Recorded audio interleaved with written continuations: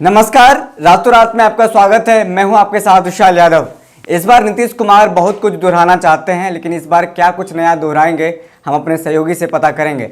लेकिन इससे पहले आपको बता दें कि जिस तरह से नीतीश कुमार की सरकार इस बार चल रही है, पिछले वाले अंदाज में नहीं, जिस तरह से 2005 का उनका अंदाज रहा है, इस बार वो कमज़ोर नज़र आ रहे हैं। क्या सुमन जी हमारे सहयोगी हैं, उनसे हम थोड़ा सा बात कर लेते हैं, मुखातिब होते हैं। हमें दर्शकों को पहले ये बताइए कि इस बार क्या कुछ पिछले वाली इतिहास दोहराने की बात कर रहे हैं नीतीश कुमार जी? आपने कहा नीतीश कुमार जो है पहले की तरह नहीं है, पहले की बिल्कुल नहीं है, तो जाहिर सी बात है। बात लाइव की टीम भी सभी को बताते आ रही है कि नीतीश कुमार खुद भी मानते हैं कि नीतीश कुमार इस बार असहज है जी। साथ ही साथ नीतीश कुमार ये भी दोहराते हुए नजर आ रहे हैं कि हमें उचित काम का इनाम नहीं मिल रहा। बिल्कुल। एक और देखिए ना, बिहार में जो भी सरकारी कर्मी है, चाहे नियोजित शिक्षकों की बात कर लीजिए, संविदा पर बहाल कर्मी है, वो कह रहे हैं कि हमारे काम के मुताबिक हमें वेतन नहीं मिल रहा है। नीतीश कुमार भी यही राग अलाप रहे हैं जी। तो ये बात नीतीश कुमार कह रहे हैं कि हम जो काम कर रहे हैं उसका हमें उचित इनाम नहीं मिल रहा है। बात बात में कर्पूरी ठाकुर की जयंती थी। बिल्कुल। कर्पूरी ठाकुर की जयंती पर आंखों को नम करते हुए नजर आए। कर्पूरी ठाकुर का नाम लेकर के उन्होंने बहुत सारी बातें कही जी। लेकिन नीतीश कुमार के लिए स्थिति यथावत नहीं है। मतलब जैसे पूर्ण 2005 से जिस तरह से स्थिति उनकी थी, मजबूती इस बार नहीं है। मजबूती नहीं है, मजबूती की बात कर रहे हैं। जैसे पूर्व में जो स्थिति थी नीतीश सरकार की, वो अब नहीं रही है। नीतीश कुमार भी मान रहे हैं, बिहार की जनता भी मान रही है। देखिए, किसी भी सरकार की, किसी भी नेता की स्थिति कब सुधरती है? जब आपके पास मजबूती हो, बैक में अगर एक सपोर्ट हो, बैकबोन की बात, बल हो आपके पास। और बल नीतीश कुमार के विधायक हैं, विधायक ही होते हैं। अगर राजनीति का जो फॉर्मेट है बिहार में, उसमें विधायक हो, आपके बल होते हैं। 43 पर आकर के सिमट गए थे, जोड़ तोड़ करके पिछले दरवाजे से बढ़ाए। लेकिन उसके पीछे भी नीतीश कुमार की नीति है, बढ़ाने के पीछे क्या नीति हम बताएंगे आपको। चलिए अभी देखिए बिहार की जो मौजूदा स्थिति है उस पर एक बार नजर डाल देते हैं। जी बिल्कुल। भूपेंद्र यादव जो बिहार भाजपा के प्रभारी हैं, 3 दिनों की यात्रा पर बिहार आए हैं।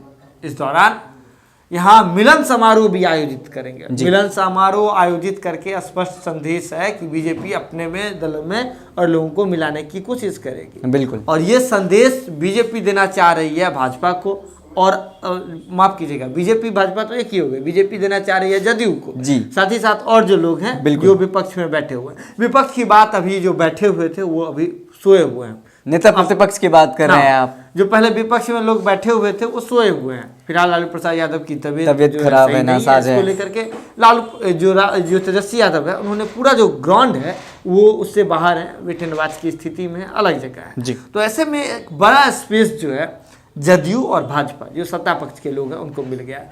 हम जदयू और भाजपा की ही बात इसलिए भी कह रहे हैं क्योंकि अब जो कुछ भी बिहार में होना है उससे ना मुकेश सहनी को कुछ लेना देना है और ना ही जीतन राम मांझी को लेना देना। अब देखिए, इसके पीछे भी वजह है।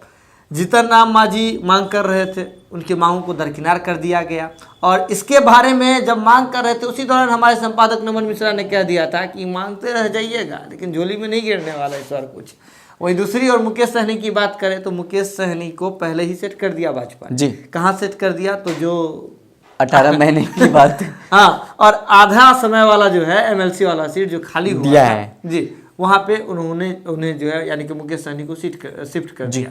मुकेश सहनी लगातार इस बात को लेकर के कहते रहे कि 12 जो एमएलसी का जो मनोनयन होना है उस पर उसमें हमारे लिए जगह बनाई जाए, लेकिन उनकी नहीं चली। इसलिए इस दौर से फिलहाल हम पार्टी और मुकेश सहनी, इन दोनों को बाहर कर दिया गया। बात रही अब मुख्य मुकाबला जो है जदयू और भाजपा में। जैसे भूपेंद्र यादव आए हैं, इससे पहले ठीक बात करें तो बिहार के उप मुख्यमंत्री हैं तारकिशोर प्रसाद, दिल्ली का लगातार रुख कर रहे हैं। आप ही कहते हैं कि टिकट उनके लिए तो टिकट कटा हुआ पहले से, रोज आना जाना, रोज आने जाने की, सुबह बिहार रात दिल्ली, हाँ, ये सारी चीजें हो रही है जी। तो ऐसे में लिस्ट भी आ गया है। लिस्ट किस बात की? तो मंत्रिमंडल का विस्तार का। 3 चीजें मुख्य रूप से बिहार में होनी है जी। एक, मंत्रिमंडल का विस्तार जी। दूसरे पे आएंगे, लेकिन पहले एक पर ही चर्चा कर लेते हैं। मंत्रिमंडल का विस्तार आज देखिए 27 हो गई। बात लाइव की टीम ने इस बात पर दावा कर दिया कि 28 जनवरी को मंत्रिमंडल का विस्तार हो जाएगा। हमारे सूत्र हैं, पिछले रातों रात में हमने बताया भी था। बिल्कुल, और सूत्र जो है जिस बात पे दावा करते हैं हम उसी बातों को आपके सामने रखते हैं। हमारे जो सूत्र हैं वो बहुत पुख्ता जानकारी देते हैं। इसको लेकर के क्या कुछ समीकरण होंगे, क्या कुछ सोशल इंजीनियरिंग होगा, क्या कुछ जातीय समीकरण का ध्यान रखा जाएगा, ये बातें भी हम आपको बता चुके हैं।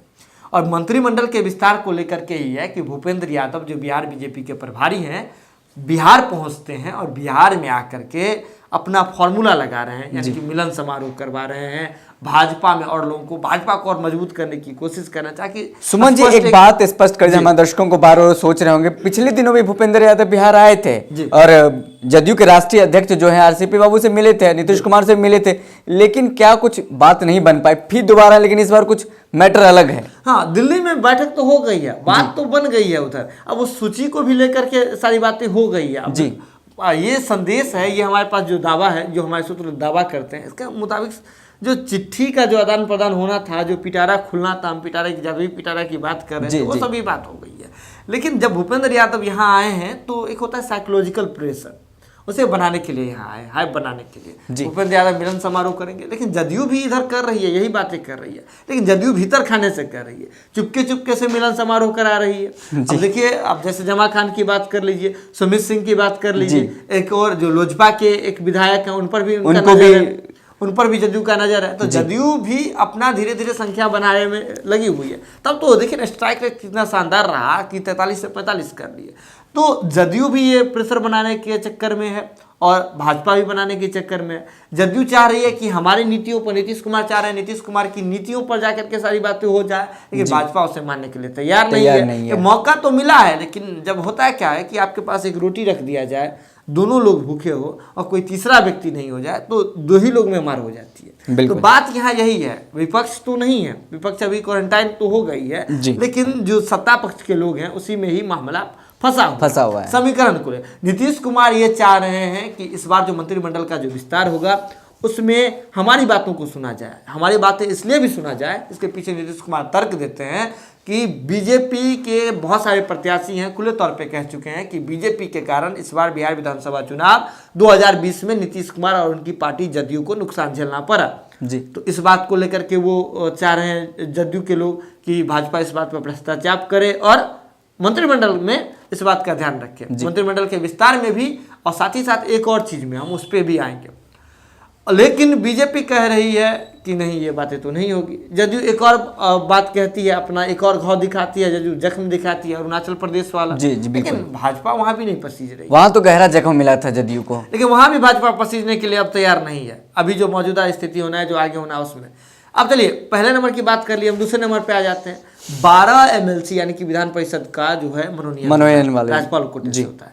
तो ऐसे में जदयू चाह रही है कि अच्छा मंत्रिमंडल के विस्तार में नहीं, तो वहां तो ध्यान दिया जाए हुजूर, वहां जो हमारी बातों को तो सुना जाए। हमारा तो जिस आप संख्या बल की बात कर रहे हैं, तो हम तो संख्या बल लगातार बढ़ा ही रहे हैं, भीतर खाने से ही बढ़ा रहे हैं। अब तो हम विधायक को ही बढ़ाने लगे, बिना चुनाव के बढ़ाने लगे। तो इस बात पर तो ध्यान दिया जाए। फिर यदि यहाँ भी अपना जख्म दिखा रही है, देखो हमारा जख्म देखो, आपने कितना बड़ा घाव दिया था, तो हमें तो कुछ गिफ्ट मिलना चाहिए, हमें तो कुछ टॉफी मिलना चाहिए। लेकिन भाजपा वहां भी मिलने के लिए तैयार नहीं है, वहां भी पीछे हटने के लिए तैयार नहीं है। एक तो ये तो बात सुनने की तो बात दूर हो गई, भाजपा वहां शर्त रख दे रही है कि 8 MLC वाली जो सीट है वो हमें चाहिए। नीतीश कुमार इस सब बात को लेकर के तो ना होता ना कि आगे कुआं पीछे खाई, ये वाली स्थिति नीतीश कुमार के लिए बनी हुई है। एक और चीज होना है, आयोग का गठन, ये इसको लेकर के भी बीजेपी ने अपना प्रेशर बना रखा है कि कुछ महत्वपूर्ण आयोग हैं या कुछ महत्वपूर्ण जो सीट हैं वो बीजेपी चाहिए। बीजेपी ने पहले से अपना टिक लगा रखा है, टिक लगा करके पेपर भेज दे रहे हैं नीतीश कुमार के पास, नीतीश कुमार पीछे कर दे रहे हैं, फिर उधर से घुमा करके आ रहा है, आरसीपी सिंह के हाथों आ जा रहा है। तो बातें तय है, नीतीश कुमार उहापोह की स्थिति में लगे हुए थे। लेकिन इसी बीच नीतीश कुमार ने एक बड़ा गेम कर दिया। गेम क्या कर दिया? इतिहास दोहरा दिया। अब देखिए नीतीश कुमार की नीति है, और जब भी कोई बात होती है तो अमूमन ये नहीं होता है, नीतीश कुमार कुछ नए सरप्राइज के लिए जाने जाते हैं, और सरप्राइज जो है अचानक देते हैं, रातों रात देते हैं, रातों रात देते हैं। हमारा जैसे शो है रातों रात नीतीश कुमार भी रातों रात जो है इतिहास दोहराते हैं। इतिहास दोहराने वाली बात जो अगर आपने कही तो एक बार 2017 याद कर लीजिए। 17 में शाम को गए थे मुलाकात करने के लिए। उसके बाद क्या हुआ दर्शकों को पता ही है, दर्शकों को पता है। 2021 है, 2021 में भी रात को गए मुलाकात करने के लिए। जी, अब समझ लीजिए वहां भी आप कुछ, अब क्या होगा ये तो आने वाला वक्त बताएगा, लेकिन ये समझिए कि इतिहास दोहराई जा रही है। नीतीश कुमार जब भी असहज महसूस करते हैं, उन्हें लगता है कि खुद पर खतरा है। देखिए एक ह्यूमन नेचर होता है, बायोलॉजी की बात अक्सर क्या करते हैं, ह्यूमन नेचर होता है। देखिए बायोलॉजी की बात तो डॉक्टर नमन मिश्रा करते हैं जब वो अपने पंचनामा में, लेकिन जब कंपाउंडर है ना, कंपाउंड अरे याद होगा झूला छाप डॉक्टर भी बढ़िया काम कर चलिए कभी। तो जब ये बात एक एनिमल का होता है कि सेल्फ प्रोटेक्टिव नेचर होता है जी, कि जैसे सरकमस्टांस चेंज होता है उसके अनुरूप चेंज कर लेता है। जैसे आप गिरगिट को रंग बदलना आप भले ही मुहावरा के रूप में इस्तेमाल करते हो, लेकिन गिरगिट जो है अपने जो उस पर हमला करने वाले शिकारी हैं उससे बचाने के लिए जो वहाँ के जो कैमोफ्लेज बना लेता है, यानी कि जो घास अपना रंग बदल लेता है, उसके अनुरूप अपना रंग बदल लेता है। तो ये सेल्फ प्रोटेक्टिंग नेचर है। तो नीतीश कुमार भी एनिमल है, हम सभी एनिमल हैं।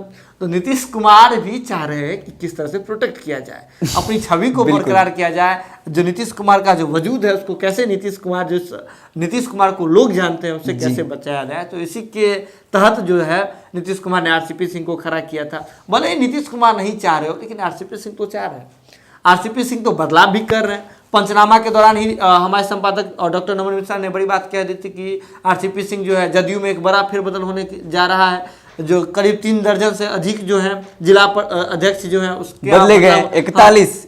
हाँ 41 जिला अध्यक्ष, जैसे कि आपने जानकारी दे दी 41 बदले गए। अब देखिए 50 के करीब जिला 38 है, बदल दिए 41। समझ रहे किस तरह से संगठन का जो जिला है वो ज्यादा है, 50 से अधिक है जदयू का। तो ऐसे में आप इतनी बड़ी संख्या में कर देते तो आप बचने ही कितने को दिया। लेकिन आरसीपी सिंह अपने हिसाब से कर रहे हैं। बदले किनको है, जिसे नीतीश कुमार ने बिठा रखा है जिला अध्यक्ष। तो नीतीश कुमार की चीजें तो यहाँ बदली जा रही है। हो सकता है हमारे संपादक नमन मिश्रा ने एक बड़ी बात दिखाई थी, एक आशंका भी जताई थी कि हो सकता है ये जो पूरी प्लानिंग है, प्री प्लानिंग, ये आने वाले मध्य अवधि चुनाव को लेकर के हो सकता है, या फिर नीतीश कुमार से अलग हटके इसको नकारा नहीं जा सकता है। आरसीपी सिंह अपने एजेंडे पे चलाना चाह रहे हैं, नया जदयू का निर्माण करना चाह रहे हैं, इसको लेकर के भी हो सकता है। लेकिन इन सभी बातों से नीतीश कुमार असहज है। परिस्थिति है जो है उससे तो असहज थे ही, लेकिन जो भाजपा हाइप क्रिएट कर दे रही है, चाहे मंत्रिमंडल में नहीं सुन रही है, घाव दिखाने पर नहीं मान रही है, एमएलसी के सीटों पर बड़ी जो होना है, जो मनोनयन होना है उस पर बात कर रही है भाजपा, अपना कर रही है 8 सीट हमको ही चाहिए, ये सारी बातों से नीतीश कुमार असहज हैं। असहज होते ही कल देर रात भारत लाइव की टीम ने आपको एक खबर दिखाई थी, किस तरह से अचानक से मिलने के लिए पहुंच गए। कहाँ पहुंच गए हैं? राज्यपाल से मिलने के लिए। और इतिहास गवाह है कि नीतीश कुमार जब राज्यपाल से मिलने के लिए पहुंचे हैं और दोपहर के बाद का वक्त रहा है, कुछ बड़ा डिसीजन कर दिया। बिल्कुल। और अब देखिए क्या कुछ होगा डिसीजन, ये तो आने वाला समय बताएगा। लेकिन नीतीश कुमार जिस परिस्थिति में फंसे हुए थे, जिस जगह पे खड़े थे, जिस पॉइंट पे खड़े थे जहां आगे कुआं है पीछे खाई है, तो ऐसे में नीतीश कुमार ने एयरलिफ्ट होकर के राजभवन पहुंचने का ही जो है मार्ग जो है अपना लिया। और ऐसे समय में एयरलिफ्ट हुए हैं जिससे होता है शाम का समय अंधेरा होता है जहां आपको कोई देख नहीं पाए। जब कोई देख नहीं पाएगा तो आपके लिए बाधा कैसे क्रिएट करेगा। नीतीश कुमार अचानक से राज्यपाल से मिलने के लिए पहुंच गए थे और ऐसे में अब सब इस बात की जानकारी, इस बात के इंतजार में है कि बिहार में नीतीश कुमार जो उनकी खासियत रही है, कोई बड़ा सरप्राइज जो है दे सकते हैं। बने रही बात लाइव के साथ जी।